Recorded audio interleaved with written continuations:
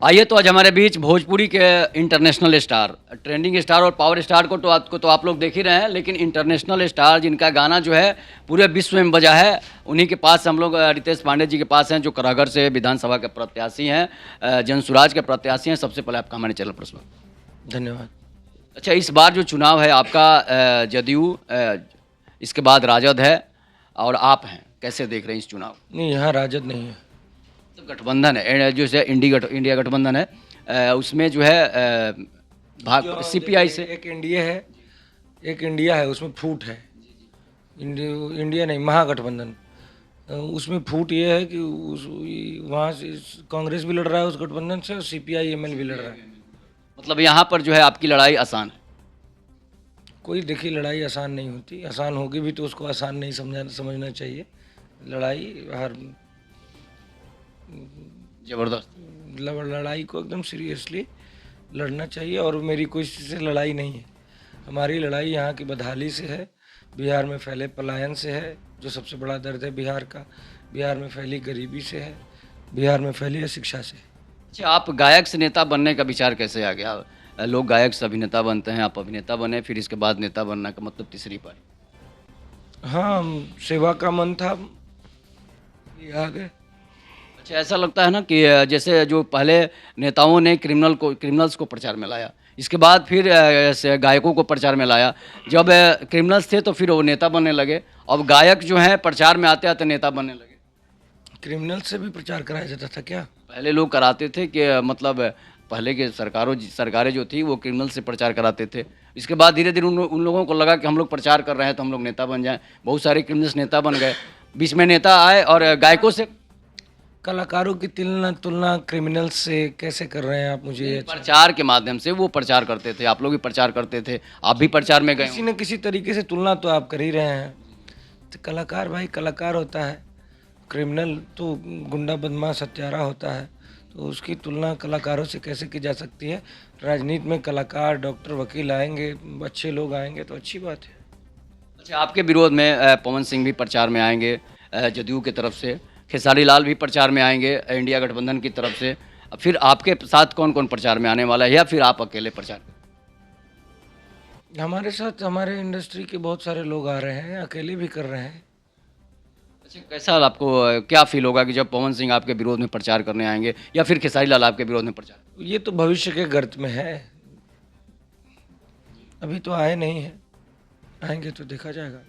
अच्छा, एक और बात है कि जिसे आप लोग सेवा का मौका कहते हैं कि हम लोग सेवा करते हैं, गरीबों की सेवा करते हैं, तो सेवा का मौका सिर्फ राजनीति ही क्यों हो सकता है? राजनीति में देखिए, सेवा ही कर्म, सेवा ही धर्म हो जाता है। तो इसलिए सेवा को अच्छे तरीके से किया जा सकता है कि ये एक माध्यम है, इसलिए राजनीति को लोग चूज करते हैं। अच्छा, राजनीतिक में चूज करने के बाद ऐसा लगता है लोग नेता बन के भ्रष्टाचार में लिप्त हो जाते हैं। भाई भ्रष्टाचार तो हर जगह है, इसमें भी है। अब उसमें ऐसा नहीं है कि किसी विभाग में भ्रष्टाचार है तो हर लोग भ्रष्टाचारी हो। एक ही बात में सबको लपेटना अच्छा नहीं है। अच्छा, ऐसा भाजपा और जदयू के नेता कह रहे हैं कि जनसुराज जो है वो वोट कटवा बनकर खड़ा है हमारे साथ। तो हमारे नेता आदरणीय प्रशांत जी ने कहा ये कि ठीक है, हम हैं वोट कटवा, इतना वोट काटेंगे कि साफ हो जाएंगे ये लोग। अच्छा, ऐसा लगता है आपको कि जैसे बीजेपी से विरोध करके खेसारी लाल राजद से लड़े, तो उनके जो मुंबई में आवास है उस पर बुलडोजर मत चलाने की बात हो रही है, आपको लगता है कि आपके साथ वैसा हो सकता है भविष्य में? देखिए, होने को तो कुछ भी हो सकता है, होने को कुछ भी हो सकता है। अच्छा, राजनीतिक में आप आए हैं, लगता है कि भोजपुरी का क्रेज़ खत्म होने की वजह से लोग सारे सिंगर राजनीतिक में आ रहे हैं, पवन सिंह हो, खेसारी लाल, आप हो? मुझे ऐसा नहीं लगता।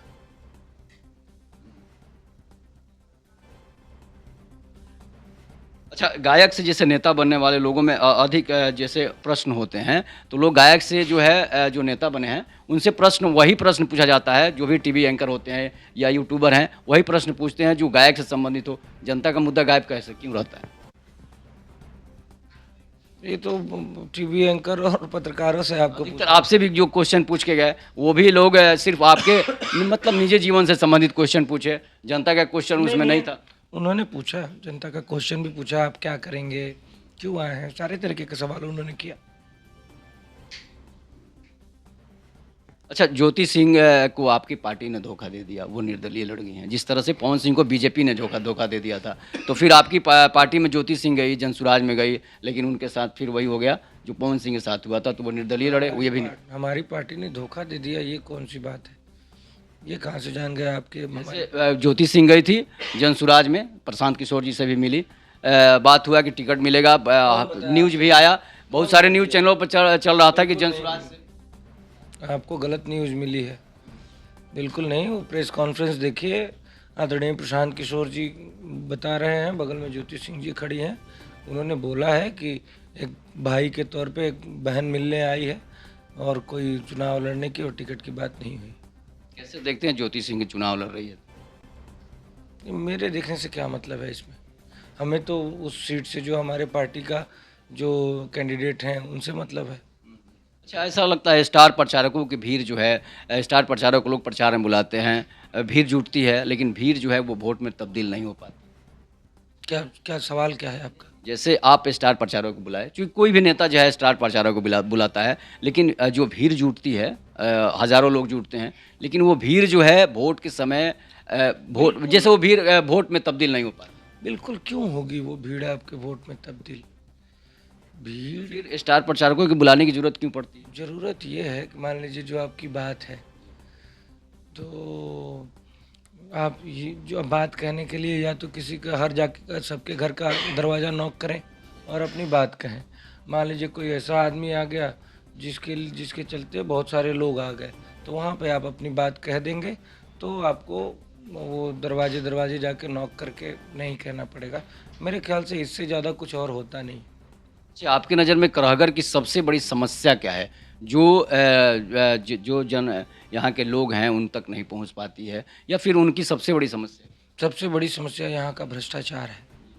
जो नीडी लोग हैं, जो ज़रूरतमंद लोग हैं, उन तक संसाधन पहुँच नहीं पा रहे हैं, और यहाँ का भ्रष्टाचार के माध्यम से ही जो गली नली बना है उसमें जल की निकासी नहीं है, उससे बहुत सारी स्वास्थ्य समस्याएं होती हैं। अच्छा, एक और आपको न्यूज़ मिला होगा कि बिहार में बिजली विभाग में 36,000 करोड़ रुपए का घोटाला हुआ है, जो केंद्रीय पूर्व ऊर्जा मंत्री आर.के. सिंह ने कही है। क्या कहेंगे इस पर? भाई, इसी बिहार में 70,000 करोड़ का हिसाब ही नहीं मिल रहा है कि कहाँ गया, तो क्या कहना है इस पे? क्या दूसरे पार्टी के नेता जब घोटाला करते हैं तो उन पर छापा रेड हो जाता है, छापा मारा जाता है, लेकिन बीजेपी के जो नेता घोटाला कर रहे हैं उन पर तो छापा नहीं मारा। हम्म, क्योंकि जो भी देखिए, जो भी सत्तारूढ़ दल होते हैं वो अपने लोगों को बचाते हैं, और सत्तारूढ़ दल हमेशा सत्तारूढ़ दल नहीं रहता है। तो जो भाई गलत करेगा उसके सामने आएगा, जो भी गलत करेगा उसके सामने आएगा। अच्छा, आप जीतने के बाद सबसे आपकी पहली प्राथमिकता कौन सा काम में होगी? किस सबसे आपकी हार्दिक इच्छा, जो दिल्ली इच्छा हो कि कौन सा हम काम कराएंगे ताकि जनता खुश हो जाए जीतने के बाद? हमने बताया तो कि वो 2 काम हमारे नाली गली के जल निकासी वाला समस्या हम जरूर, और एक हॉस्पिटल हम चाहते हैं कि ऐसा हॉस्पिटल हमारे विधानसभा में हो जिसमें हर एक प्रकार की बीमारियों का इलाज हो सके। एक यूनिवर्सिटी हो हमारे विधानसभा में या अगल बगल कहीं भी, जिसमें अच्छी शिक्षा लोगों को, उच्च स्तर की शिक्षा, हायर एजुकेशन वहीं पे मिले। अच्छा, आप हमारे चैनल के दर्शकों को अंत में क्या कहें? दर्शकों को यही कहना चाहेंगे कि बिहार में लोकतंत्र का सबसे बड़ा पर्व चल रहा है। आप लोग बढ़ चढ़ कर हिस्सा लीजिए, अपने मताधिकार का प्रयोग करिए, और इस बार हमारा आग्रह है कि सिर्फ और सिर्फ शिक्षा और रोजगार के लिए वोट करिए। हमारे सब्सक्राइबर को क्या कहें? आप लोग प्यार देते रहिए इस चैनल को। तो आप सुन रहे थे रितेश पांडे जी को, इस पर आप लोग अपनी प्रतिक्रिया जरूर दीजिएगा। तब तक के लिए नमस्कार, जय हिंद, जय भारत, जय श्री राम।